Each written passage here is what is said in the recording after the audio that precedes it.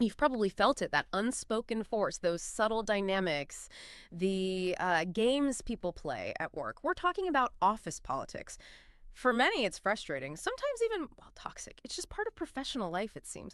But what are office politics, really? And maybe more importantly, can you navigate them or even use them without, compromising your integrity or sanity? Okay, so this deep dive is basically your shortcut to understanding that pretty complex world. We're going to unpack the different forms, try to uncover the root causes, and look at the impacts, both the good and the bad sides. Our mission here is to equip you with clear, actionable strategies, not just to survive, but actually thrive and, advance your career in whatever organization you're in. We've pulled from a whole stack of sources today: practical career guides, HR insights, academic research, even discussions from online forums, lots of stuff. We'll bring you the most important nuggets to help you master this often misunderstood part of work. So let's start right there, defining what we mean. When we hear office politics, it usually sounds negative, doesn't it? But is it always? Is it always bad? Nefarious? Not at all, actually. At its core, organizational politics really just refers to the activities people or groups use to gain power, influence, achieve their goals. And these often happen outside the formal structure, sometimes driven by personal agendas. It's basically everywhere. Traditional offices, sure, but hospitality, even freelancers deal with versions of this. It's rampant. Okay, so it's fundamentally about power. What does that actually look like day to day? Well, think of it like two sides of a coin. You've got formal power and informal power. Formal is the obvious stuff. Okay. Job titles, who reports to who, seniority. Or chart. Right. Yeah. The official lines. Exactly. But then there's informal influence, and that comes from relationships, from expertise, your personal networks. That can be just as powerful, sometimes more. Understanding those unwritten rules, the subtle dynamics, how decisions really get made, that's crucial, not just the official process. Okay, let's unpack that a bit. So you're saying it's not inherently negative. That feels counterintuitive for a lot of people. Precisely. Right. It's not inherently negative. When it's managed well, politics can actually spark healthy competition. It can encourage innovation, drive growth for the whole company. Think of it like a complex dance, maybe, or a chess game. You need to read the room, adapt your moves. Success often depends on that. All right, so we've set the stage. Now let's get into what most people probably think of first, the dark side. What makes workplace politics turn toxic? And maybe more importantly, what are the warning signs we should look out for? Yeah, the dark side. Yeah. That often crops up when people prioritize their own gain without actually delivering results. Or maybe leaders with big egos encourage bad behavior, even unintentionally. Common causes. Well, scarcity is a big one. Not enough promotions or budget to go around, unclear roles leading to turf wars. Then there's just the natural desire for power, personal relationships causing favoritism, resistance to change, and sometimes just a general lack of trust. And what specific behaviors should set off alarm bells? What are the red flags? You'll see things like employees always trying to grab the spotlight but not doing the actual work, or constantly criticizing colleagues, usually behind their backs. Taking credit for other people's ideas or efforts, that's a classic. Specific tactics. Attacking or blaming others is common. Controlling information, hoarding it. Gatekeeping, where someone becomes like an unofficial roadblock to getting ahead. Yeah. Or being super territorial about their job or projects. I can just feel the mood dropping thinking about that. It must create a really unpleasant environment. Oh, absolutely. When toxic politics start rising, you inevitably see employee engagement, satisfaction, and productivity just plummet. The warning signs in the environment itself. A kind of pervasive silence. People are afraid to speak up, challenge things. You might see unchecked bullying or microaggressions. Expectations from leadership are fuzzy or constantly shifting. The place feels stagnant, no real growth opportunities. And a big one, high employee turnover. People just keep leaving. Right, that constant churn. And it can be really insidious. We saw this with Marty's story in our research. This guy saved his company, like $2 billion. An incredible result, right? Wow, 2 billion? Yeah. But a rival used what's called a framing effect, basically twisting the narrative, asking questions subtly designed to sow doubt. Things like, are we sure these savings are sustainable? Or, isn't it risky letting non-technical people lead this? Just little whispers behind closed doors. Marty's results were solid, but the perception got poisoned. It shows how it's not just about facts, but how things are framed. That's pretty scary. Okay, so we've seen the bad and the ugly. What does a healthy political environment look like? How can it be constructive? Right. The flip side. In a healthy workplace, politics can actually be positive, Hmm. constructive. You see open communication. Managers actually talk with their employees, not just at them. Ideas flow freely, innovation happens. Decisions tend to be more collaborative. They reflect collective input. People feel heard. So less top-down decree. Exactly. There's shared responsibility, accountability. Trust is built because there's mutual respect. And you see a real investment in people development opportunities, genuine appreciation. When people feel valued, they're more engaged, more motivated. Simple as that. The bottom line, a positive culture lets people do their best work, and that directly helps the business perform better. Okay, so politics are a fact of life, good or bad. How do you, the individual listener, become politically savvy? How do you navigate this without, selling your soul or becoming part of the problem? That's the million-dollar question, isn't it? Look, political savvy is a skill. It's not some innate trait you either have or don't. It can be learned, and you can absolutely learn it without compromising your integrity.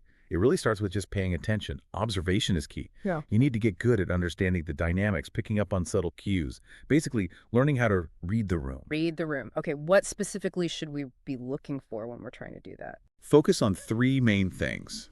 First, power and influence. Who really holds the power? Who influences decisions that affect your career? And who influences those people? It might be your boss, sure, but it could also be someone in their inner circle, or even like a really well-connected executive assistant. Don't underestimate informal power. Okay, power dynamics. What's second? Second, the unwritten rules. These are like the grassroots movements of the office, the rules that aren't in the handbook.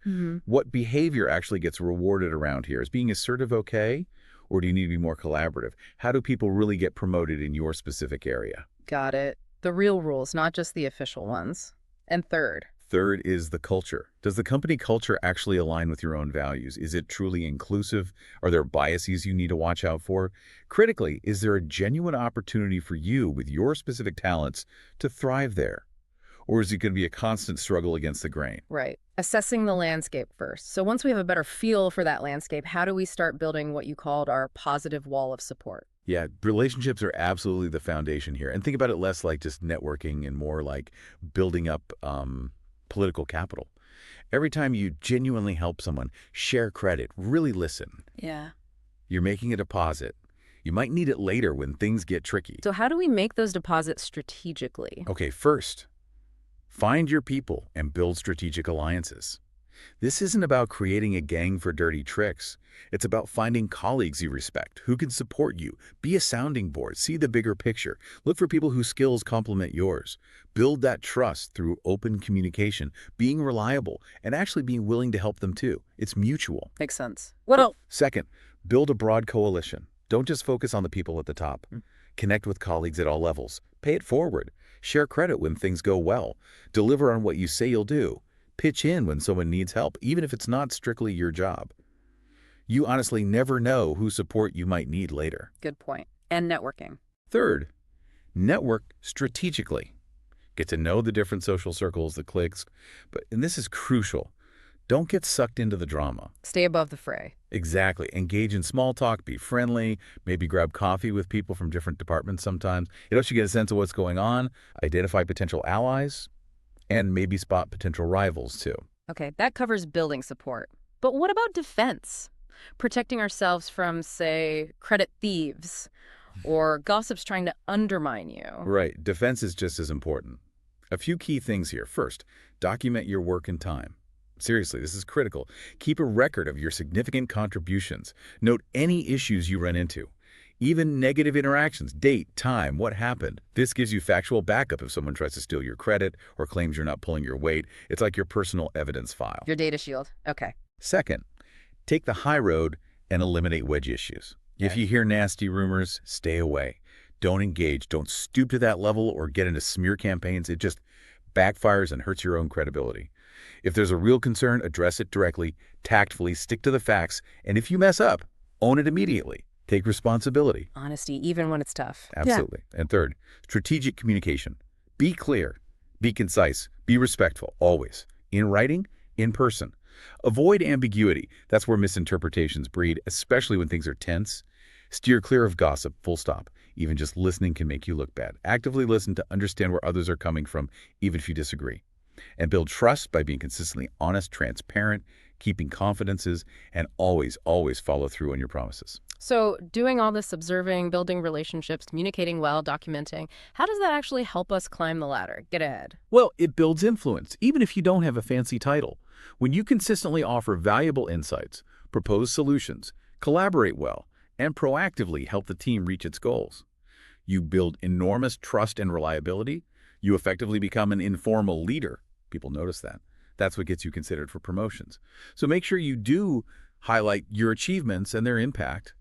Don't be shy about it, but do it factually.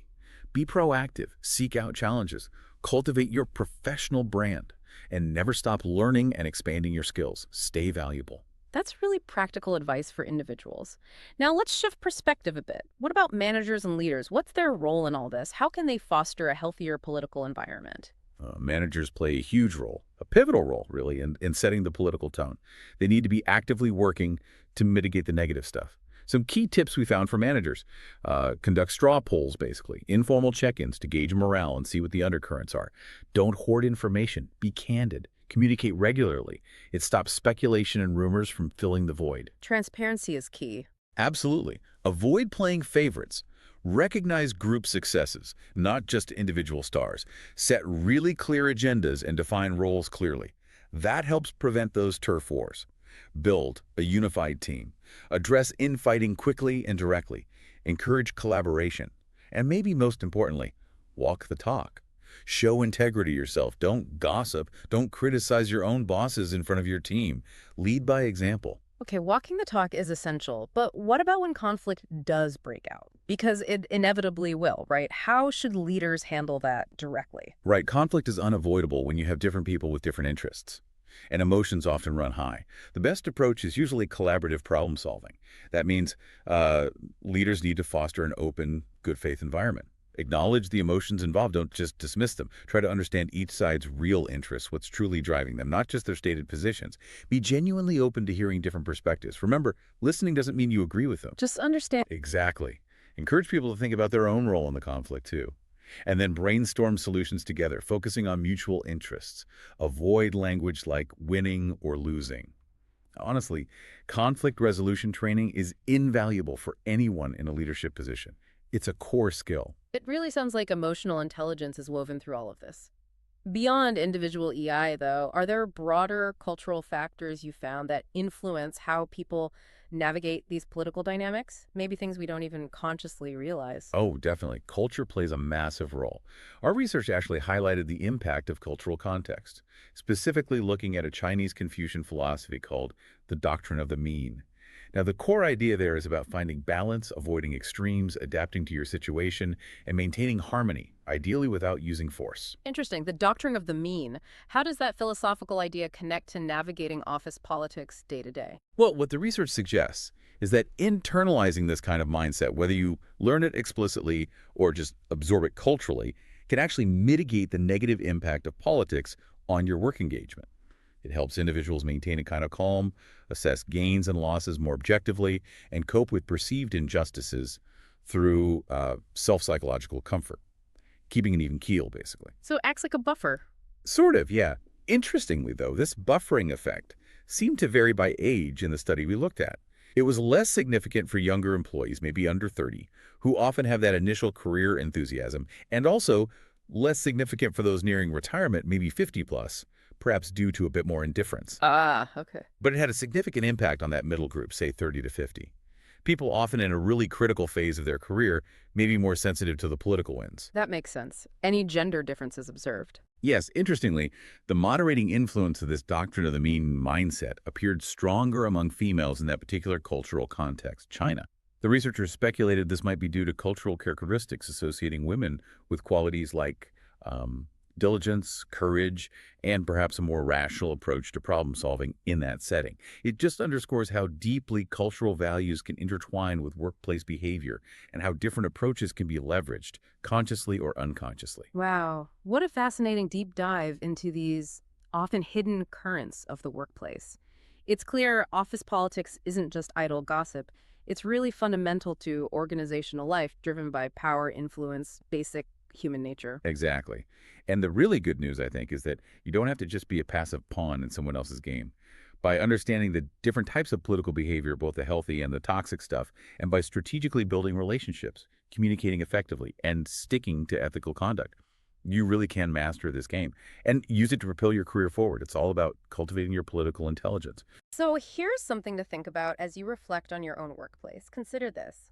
How does your individual approach to navigating office politics, those daily choices, your interactions, how you react, how does that not only affect your own career path, but also subtly contribute to or maybe detract from the overall culture and effectiveness of your entire organization? Something to mull over.